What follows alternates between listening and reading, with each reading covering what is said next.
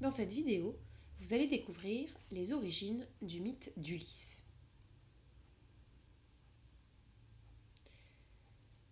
Le mythe d'Ulysse prend place géographiquement dans le monde grec. Ulysse est en effet roi d'une petite île, Ithaque. Il est jeune, amoureux de sa femme, Pénélope, et il est tout juste papa du petit Télémaque. Mais un beau jour, deux rois grecs alliés l'emmènent faire la guerre à Troie, une cité ennemie d'Asie mineure. Troie se dit en grec Ilion. Retenez-le, ce sera important pour la suite. La guerre dure plusieurs mois, et même selon certains, plusieurs années. C'est grâce à un plan rusé d'Ulysse, que l'on appelle aussi Ulysse au milieu tour, que les Grecs vont gagner la guerre. En effet, ils vont offrir aux Troyens un cadeau et font semblant de quitter le rivage de Troie et de repartir chez eux. Ce cadeau, c'est un immense cheval en bois. Acceptant le cadeau, les Troyens, qui pensent avoir gagné la paix, le tirent jusqu'à l'intérieur de la citadelle de Troie, dont les murs étaient jusqu'à présent infranchissables pour les Grecs. Ce que ne savent pas les Troyens, c'est qu'à l'intérieur du cheval se trouvent Ulysse et ses compagnons, armés. Ils attendent la nuit, et lorsque le jour a décliné sur la ville, ils sortent silencieusement du cheval, vont ouvrir les portes de la ville qui restaient jusqu'à présent fermées, et vont faire entrer la totalité des soldats grecs cachés jusqu'à maintenant. Tout le monde va alors détruire la ville de Troie. Ce récit, c'est Homère qui le raconte dans l'Iliade. Tiens, Iliade, vous vous en souvenez? Ilion, c'était le nom de Troie. L'Iliade, c'est donc l'histoire de Troie.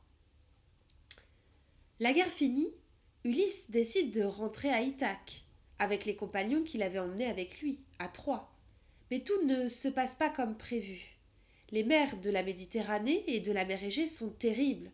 Le navire d'Ulysse subit donc plusieurs tempêtes. Et au lieu de rentrer à Ithaque, comme prévu, il va errer dans toute la Méditerranée, pendant 7 longues années.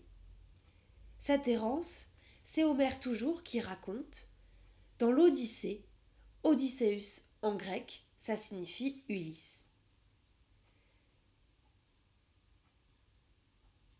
Après une tempête, Ulysse se réfugie dans une grotte, située sur une île, l'île du Soleil, que vous connaissez sans doute bien, puisque aujourd'hui on l'appelle la Sicile.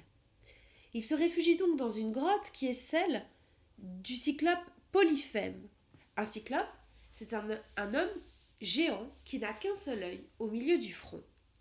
Lorsque celui-ci arrive, il aperçoit Ulysse et ses compagnons et prévoit de les dévorer. Pour s'en sortir, Ulysse lui crève l'œil et s'enfuit caché sous les moutons du géant. Mais si Ulysse est rusé, il est aussi moqueur et il se moque du cyclope, en rigolant de sa bêtise.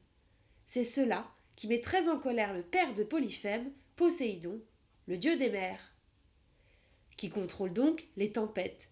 Vous comprenez maintenant pourquoi Ulysse va être victime de nombreuses tempêtes.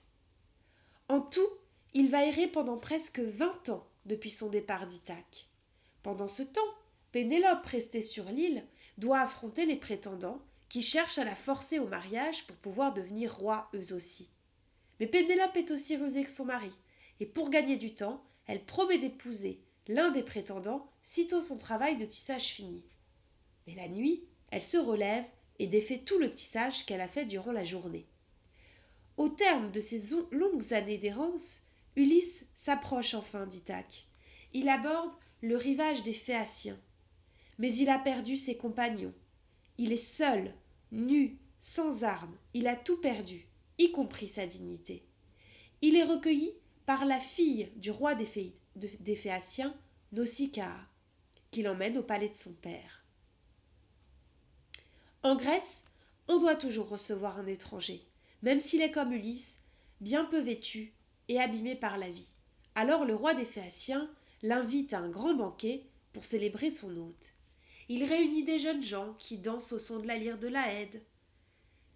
Et Ulysse, en entendant sa propre histoire racontée par l'Aède, se met à pleurer et prend la parole.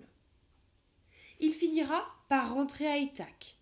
Arrivé sur l'île, il tuera tous les prétendants qui harcelaient sa femme et il coulera des jours alors heureux auprès des siens. Voilà, vous savez désormais qui est Ulysse.